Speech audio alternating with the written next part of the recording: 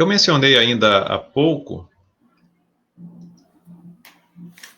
um fato reconhecido com relação às epístolas de Paulo aos Coríntios, a existência de duas epístolas que não foram incluídas no cânon, na Bíblia.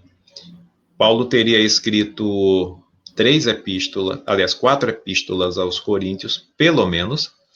Estas estão registradas ou mencionadas, estas são mencionadas nas cartas canônicas aos Coríntios, ou nas cartas que nós temos de Paulo na Bíblia, enviadas aos Coríntios, mas nós não temos o texto. Então, há uma pergunta aqui do nosso irmão Pedro, eu vou pedir para que ele a faça, e em seguida eu franqueio para o pastor Ivanildo fazer um comentário, e eu posso fazer um comentário também logo em seguida. Pedro, por gentileza, faça a pergunta. Eu perguntei se essas duas cartas que a gente não tem o acesso, né, na Bíblia, se são canônicas, são inspiradas. Pedro, tá me ouvindo? Tô. A resposta é não. Elas não podem ser consideradas canônicas. E eu vou dizer por quê. Se assim fosse, elas estariam incluídas juntamente com as outras duas. Existem critérios, ou existiram critérios, para que a igreja pudesse escolher ou selecionar os livros que ela entendia que eram inspirados por Deus. Isso durou séculos, muito tempo, né, para que se chegasse à conclusão e fechasse o cânon do NT, que é o nosso caso aqui de discussão, com os 27 livros. O cânon só veio ser fechado em 381, se não me engano, no Concílio de Tessalônica, se não me engano. Esses 27 livros. Eu estou fazendo uma rodeia para chegar lá, para poder a gente chegar aos critérios. Né? Os 27 livros foram apresentados por Santo Agostinho, no Concílio de Tessalônica, se não me engano, que foi uma seleção feita por Atanásio, bispo Atanásio. Porque, na verdade, existiam vários cânon, vários livros selecionados. Cânon é essa relação de livros tidos como, para a gente, no caso, inspirados por Deus. Então, vários cânons foram apresentados, foram feitos, criados, mas o cânon que é aprovado é o de Atanásio, apresentado por Santo Agostinho. E quais foram os critérios, então, que a igreja definiu? E que, portanto, a partir deles, não atinge essas duas outras cartas aos Coríntios. Um dos critérios era que todo livro do NT, qualquer livro que fosse analisado na perspectiva da inspiração, contivesse pelo menos uma referência do Antigo Testamento. Pelo menos uma. Então, se você for analisar, todos os livros do NT contêm pelo menos uma referência do Antigo Testamento. Certo? Que até então era a única autoridade escriturística, divinamente inspirada, que se tinha, que era o Antigo Testamento. Então, esse é um critério. Outro critério é que deveria haver o critério da apostolicidade, ou seja, o autor da carta, do livro, deveria ter sido escrito por um apóstolo ou por amigo de apóstolo. Precisava ter esse critério. Um outro critério era o critério da universalidade. As igrejas da época precisavam ter tido o conhecimento daquela carta, daquele livro. Então, se houvesse o conhecimento universal daquela carta, aquela carta estava dentro dos critérios de escolha. Temos a questão da própria inerrância, né? O fator da inerrância, da não contradição, né? Dentro do próprio texto. em conexão com os outros textos que estavam sendo selecionados. Então, tinha que haver uma harmonia daquele texto com os outros, sem qualquer indício de contradição. E um outro critério aí, que era a questão da doutrinação. O texto deveria ser doutrinário. O texto não deveria ter um critério puramente pessoal. Tinha que ter um critério doutrinário. Esse critério foi difícil de ser aplicado. Aliás, esse critério, desculpa, foi até trouxe dificuldades para se escolher Filemão, carta de Paulo a Filemão, a carta de Tiago, que são cartas que têm um caráter aparentemente pessoal, mas, na verdade, eles têm um caráter doutrinário também. Então, esses foram critérios que a Igreja definiu para a escolha dos 27 livros que nós temos. Então, se a primeira carta, se as duas outras cartas aos Coríntios não estão incluídas, é porque não atendiam esses critérios. Não sei dizer a você quais dos critérios não foram observados, né, nessas duas cartas. Mas, com certeza, houve critério ou critérios que não estavam sendo observados nessas duas cartas para que elas não pudessem ser escolhidas. Existiram outras cartas, na verdade, a gente está falando de duas cartas aos Coríntios, mas houveram, aliás, muitos outros escritos dos apóstolos que não foram incluídos no cânon. Vários livros, escritos por Pedro, por Tomé, por Tiago, que não foram selecionados, porque não atendiam a esses critérios. Ok? Essa é a minha colocação. Deu para entender, Pedro? Tem dúvida aí? No caso, eles tiveram acesso a essas cartas aqui, o pessoal da primeira igreja? Sim, com certeza. No caso, os pais da igreja, né? Sim, aí no caso, a primeira carta, que é conhecida como a Epístola Perdida, não é isso? Isso. Mas no caso, isso não perdido não se referia a que eles tinham Não, perdido. mas perdida na perspectiva nossa, né? Hoje ela é perdida para Depois, nós, né? Sim. Para nós, né? Depois de tantos séculos se perdeu, né? Mas não quer dizer que perdida para eles, né? Então, assim, ou até poderia ter se perdido mesmo, não tiver acesso, e por não ter acesso não pode ser analisado, né? Uma coisa ou outra, né? A verdade é que elas não atenderam aos critérios, né? Ô, pastor Ivanildo, o senhor Olha, falou que os critérios são a questão da referência ao Antigo Testamento, a questão do apostolado, ou ser um amigo do apóstolo, a isso. questão de seguir uma linha de raciocínio foi isso? E qual foi a outra que você falou? A apostolicidade, a universalidade, a carta teria que ser conhecida por todo mundo, né? Teria que ser também ter o critério da não contradição e de ter um caráter doutrinário. Esses são os 5 critérios, né? Para o Antigo Testamento, para o Novo, né? Para o Velho Testamento há outros critérios, né? Foram outros critérios adotados, mas para o Novo Testamento foram esses critérios aí. Alexandre pode até ter conhecimento mais outros, mas eu conheço esses 5 critérios aí. Dá para repetir, Ivanildo? Pode notar? Primeiro, na ordem, né? O primeiro foi pela ordem como eu coloquei. Qual foi o primeiro que eu disse? Na minha ordem. Perfeito. O primeiro que eu falei foi qual, Pedro? Acho que foi referência ao Antigo Testamento. Sim, pronto. Então, todo texto analisado precisava conter pelo menos uma referência do Antigo Testamento. Pelo menos uma. O segundo critério é o critério da apostolicidade. O autor deveria ser apóstolo ou amigo de apóstolo. Terceiro critério, a universalidade. Ou seja, a carta deveria chegar ao conhecimento das comunidades evangélicas ou cristãs, né, daquele contexto. As igrejas precisavam desse conhecimento, desse conteúdo, desse material. O quarto critério é que ela não podia conter nada que fosse contraditório, né? Então, nada que pudesse ferir a partir da comparação com outros textos que estavam sendo analisados. E o quinto critério é o critério o conteúdo teria que ser doutrinário, né?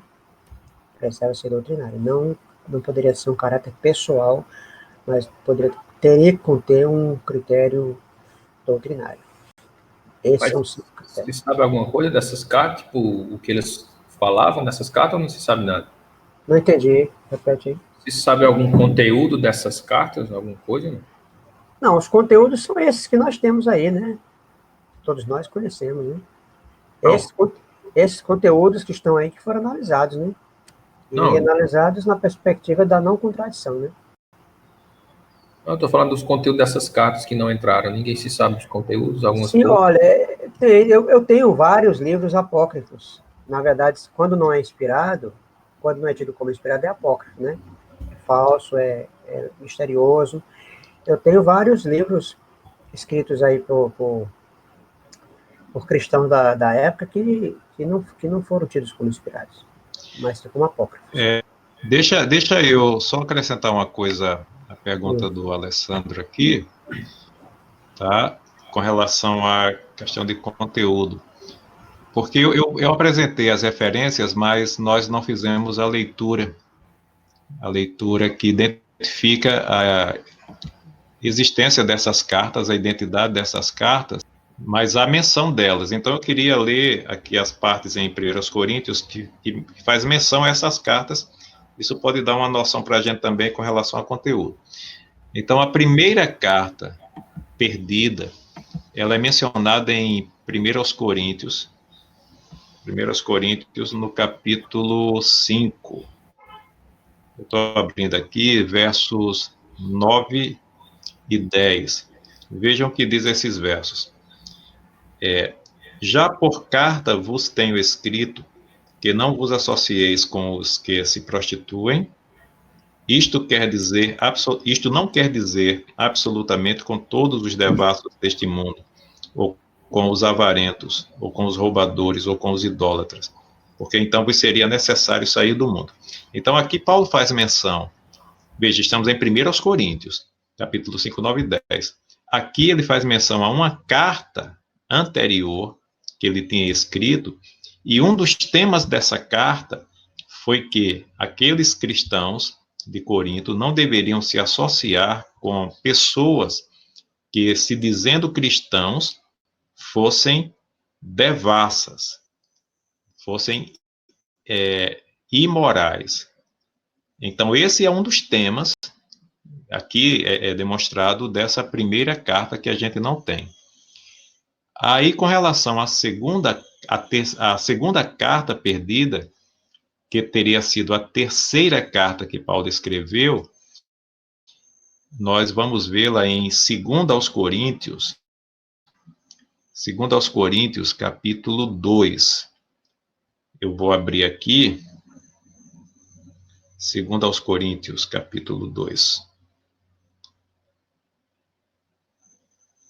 Aí nos versos, capítulo 2, verso 1, que diz o seguinte, verso 4, desculpe. 2 Coríntios 2 e 4 diz, porque em muita angústia do coração vos escrevi com muitas lágrimas, não para que vos entristecesseis, mas para que conhecesseis o amor que abundantemente vos tenho. Tá? Também nessa mesma carta, ele vai mencionar algo sobre a segunda visita, no verso 1, quando ele diz, mas deliberei isto comigo mesmo, não ir mais ter convosco em tristeza, significando que a segunda visita que ele fez aos Coríntios foi uma visita dolorosa. A próxima visita, ele gostaria que fosse muito mais alegre, tá? Então, o conteúdo possível, bem provável dessa carta, foi um confronto às práticas de alguns coríntios cristãos da igreja em relação ao pecado que não estavam sendo devidamente tratadas na igreja E Paulo confronta esses irmãos de forma muito dura, ele confronta essa igreja de forma muito dura. Por isso, essa carta fica conhecida como a carta severa, ou a carta de tom severo, que ele menciona aqui nessa passagem. E ela é severa por quê? Porque ele a escreve em meio a muita tribulação e angústia e lágrimas. Às vezes vai ser chamada também de carta dolorosa. Tem uma outra menção a ela no capítulo 7. Capítulo 7, no verso 8. Deixa aqui identificar. Diz assim, ó: porquanto, ainda que vos contristei com a minha carta, não me arrependo, porque embora já me tivesse arrependido, por ver que aquela carta vos contristou, ainda que por pouco tempo. Aí ele diz: agora folgo, não porque fostes contristados, mas porque fostes contristados para o arrependimento, pois fostes contristados segundo Deus, de maneira que por nós não padecestes dano em coisa alguma. Então, nessa terceira carta que Paulo escreveu, ele usa um tom duro, severo, para confrontar a igreja de Corinto, que estava com algumas práticas reprováveis. Ele fica muito preocupado depois de escrever essa carta, pensando que talvez ela prejudicasse ainda mais o relacionamento que já não era fácil entre ele e alguns crentes em Corinto. Isso poderia, talvez, até tornar totalmente impossível essa relação.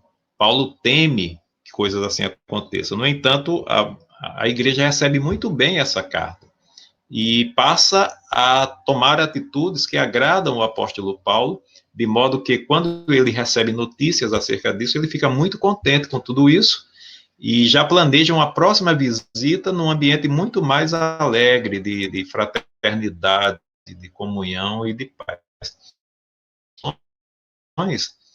Alessandro, do conteúdo dessas cartas. A primeira, em que ele trata da questão da imoralidade de alguns crentes da igreja de Corinto, indicando que esse é pelo menos um dos temas da primeira carta, indicando que os irmãos não deveriam se associar a esses irmãos, essas pessoas que, se dizendo crente, eram imorais.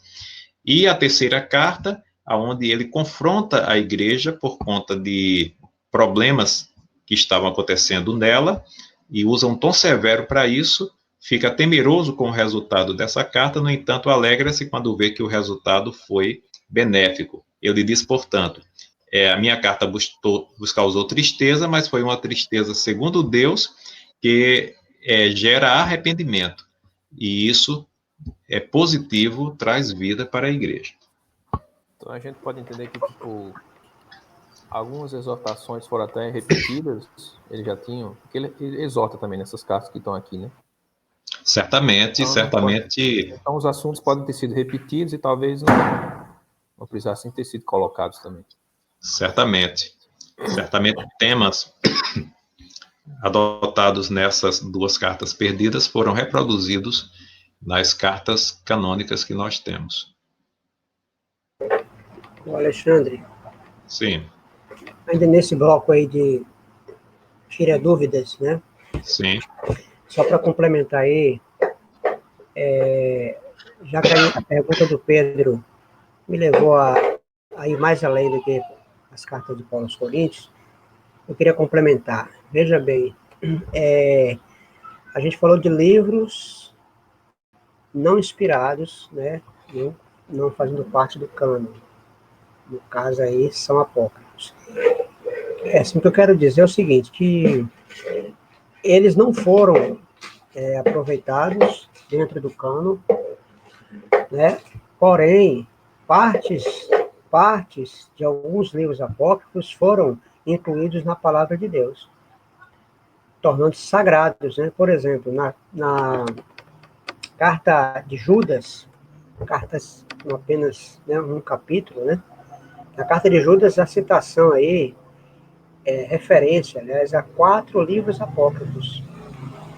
Tem a referência ao livro de Enoque, Assunção de Moisés, Testemunho de Azer e Testemunho de Naphtali.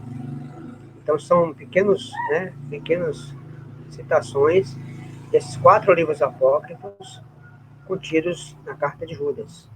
Você tem Sabedoria de Salomão sendo citada por Paulo no 2º capítulo de Romanos.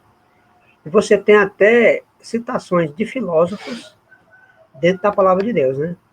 1 Coríntios, já que estamos falando de Coríntios, 1 Coríntios 15, 33, é uma citação de um filósofo chamado Menandro. As más conversações corrompem os bons costumes. Isso é de Menandro. Literalmente de Menandro, um filósofo. E você tem outras citações de outros filósofos dentro da palavra de Deus. Então, quer dizer, é aquilo que é apócrifo, profano, sendo trazido para dentro da palavra de Deus e Deus sacralizando, né? Deus pode fazer isso. Deus pode sacralizar o que é profano, né? O que Deus não pode fazer é profanar o que é sagrado, mas o inverso é possível. É isso aí. Ok, Ivanildo, obrigado aí pelas colocações. Ah, Muito bem, então está respondida a pergunta de Pedro. Também o Alessandro fez uma pergunta, uma intervenção.